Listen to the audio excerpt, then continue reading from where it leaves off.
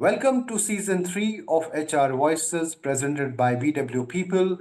Today we have a very special guest with us, Mr. Shantanu Dhar. He is the CHRO of Hindustan Power. In this series, in this season, we are going to have the who's who of the HR world, thought leaders, disruptors, innovators.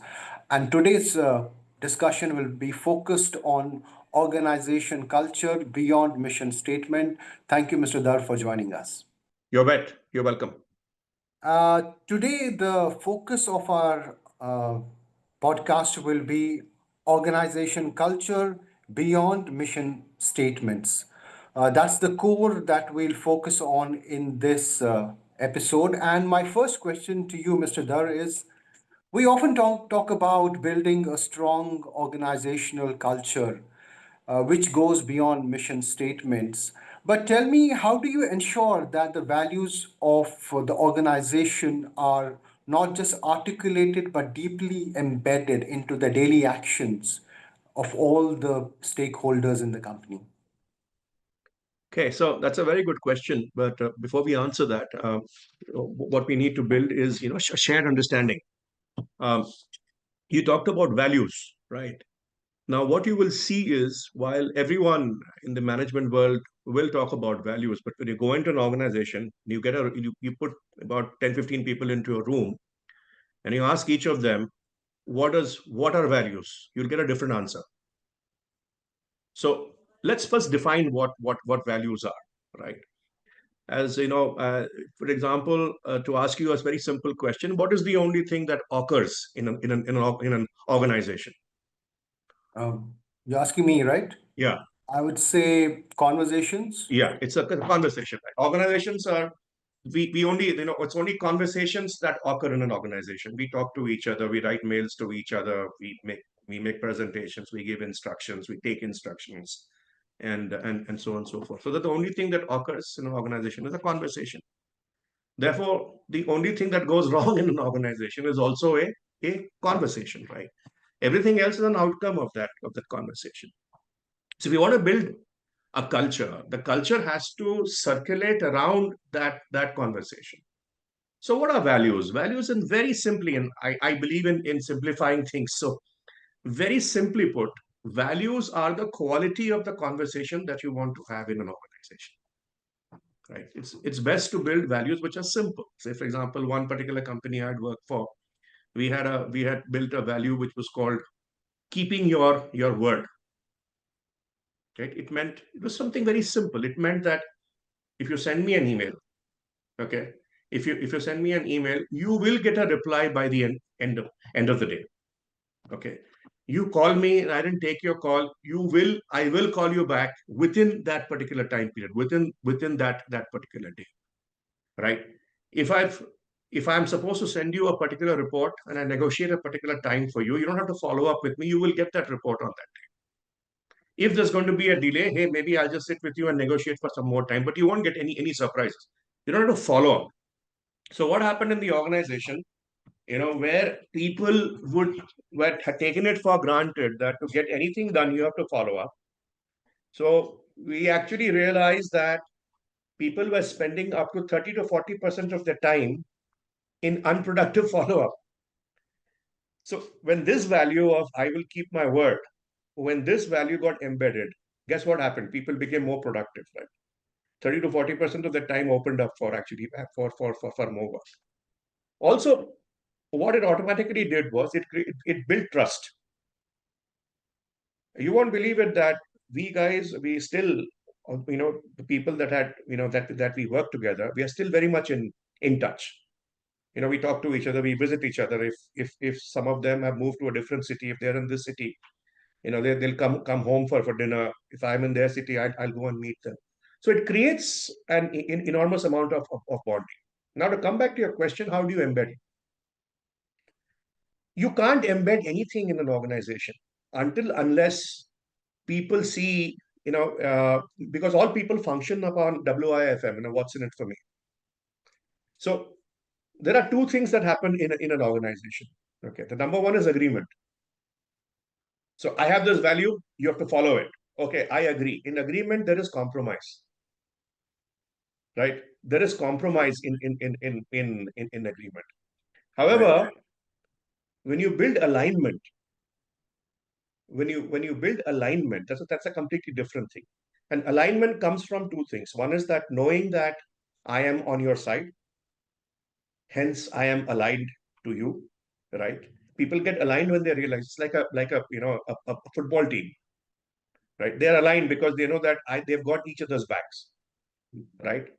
So when people understand that yes, I am on your side, they will accept it. The other is they see that, hey, you know what, this particular value, it is of high benefits to me, it gives me benefits. Say for example, keeping my word, hey, I don't have to follow up, right? I don't have to follow up. So I don't have to worry about, Monday morning, am I going to get the report or not, right? So it builds trust. It makes my life easy.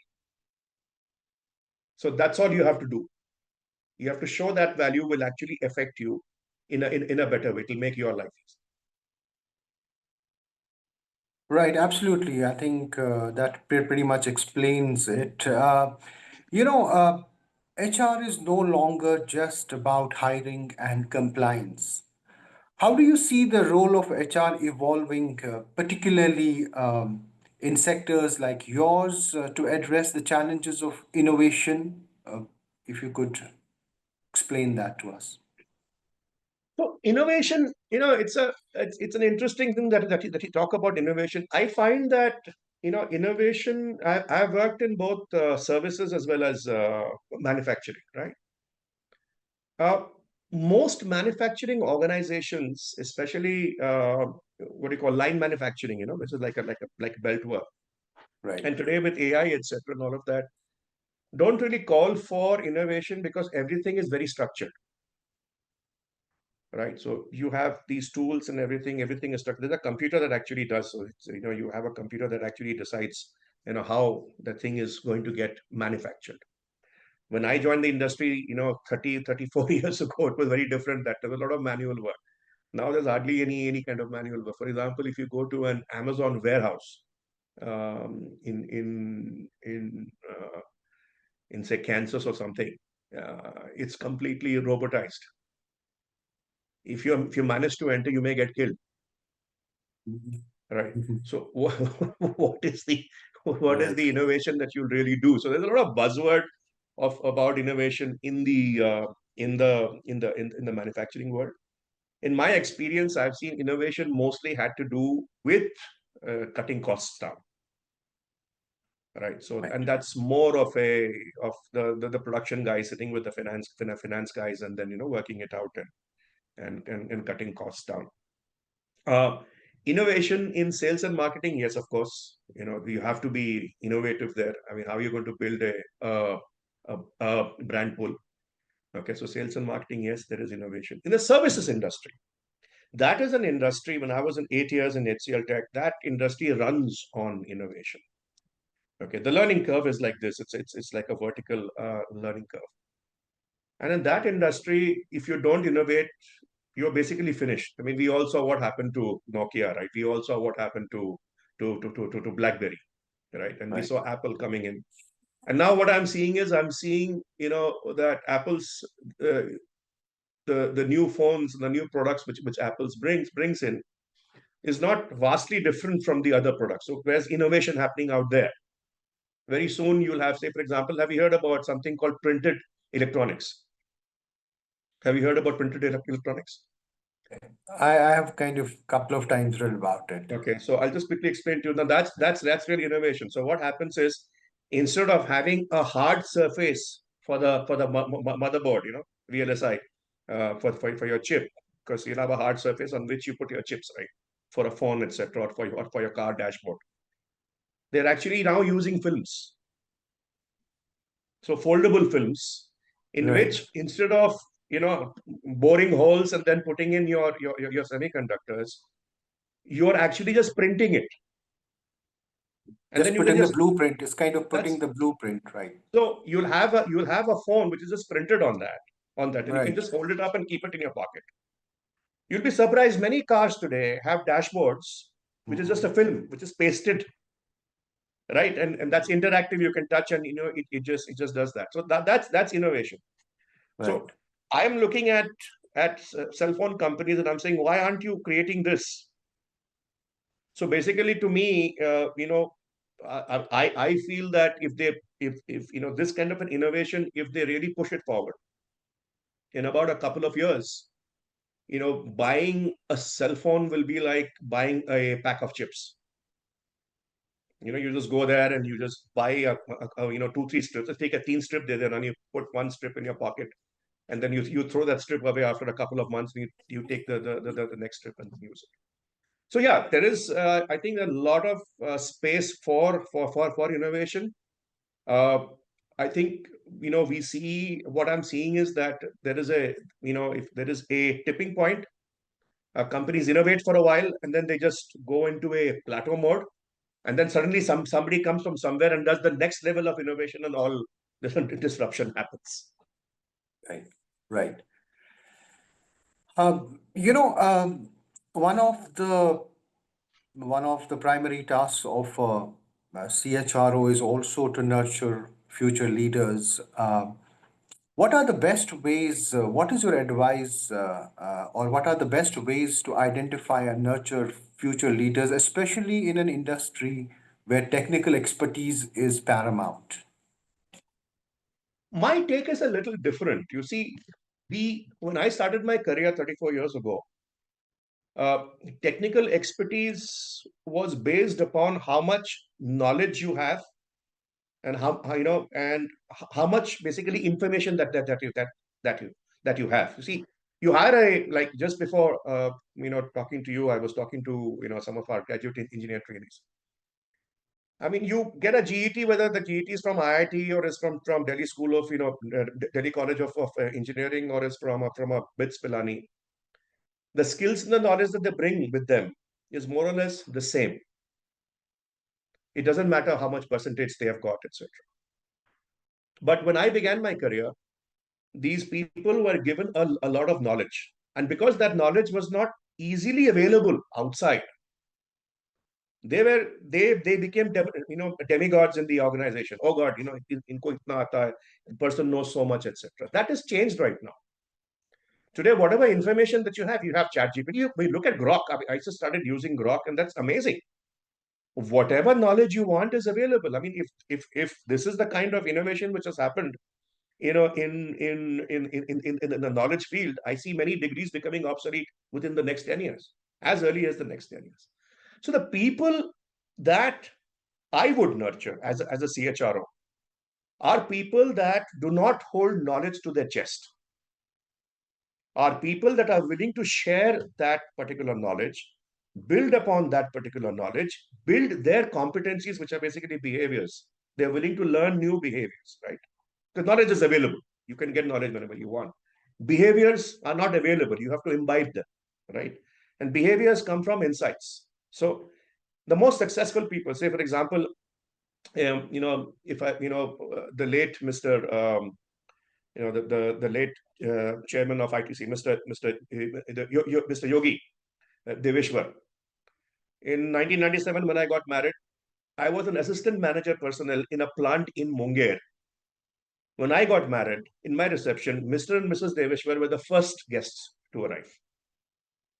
Now, that's a behavior I want to encourage, where the chairman of the company, on being invited, goes and he and his wife are the first guests at the marriage of an assistant manager, an assistant HR manager of a plant in Munger.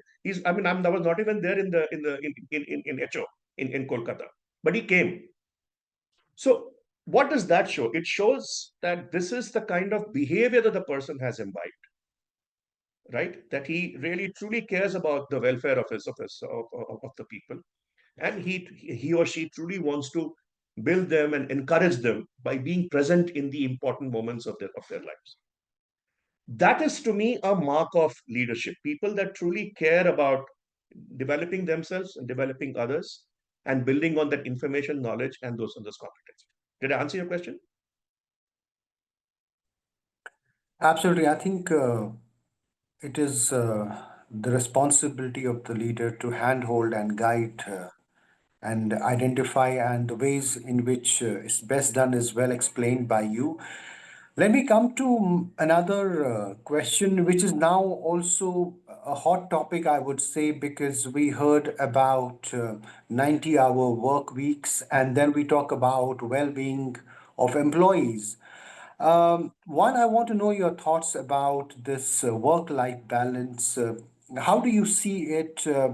Also, how do you see this number of hours of work versus the quality? I mean, what is your take on this entire thing that we are hearing, and also about the work-life balance? See, the thing is that, I mean, when I have worked in in projects, for example, I know I worked in a company where I was involved in a greenfield terminal in a very remote location of India. I mean, I used to be stationed there 15, 20 days a month. Even on 31st December, I was there. 1st of Jan, I was there. That was the requirement at that point of time. So there will be phases in your career, especially if you're building a project or if you're in projects or certain particular areas where those hours will be required, but for a limited period of time.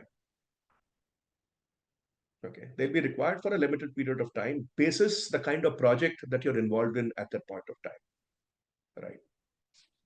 In my 34 years, I've not seen that you need to be involved 70 hours, 90 hours, throughout the year. I don't think that is applicable. I think I don't think anybody does it, frankly. I mean, I've yet to see. I've worked with some of the finest chairmen and CEOs, in India as well as abroad. I've not seen anybody putting in those kind of hours. There are periods when it is required, and when it is required, most people do it willingly. They offer it willingly. Work life balance is extremely important. I personally make sure that people leave the office, within 8.5 hours or maximum 9 hours.